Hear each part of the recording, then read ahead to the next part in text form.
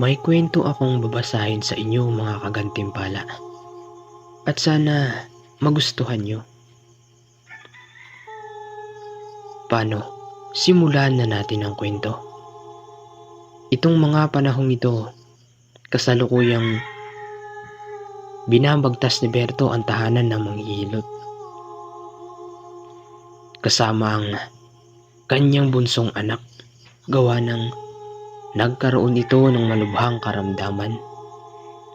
At doon sa baryo nila, di uso ang medisina. Tanging mga halamang gamot lamang ang kanilang ipinanggagamot. Noong mismong araw ding iyon, di alintana ni Berto ang matatarik na daan.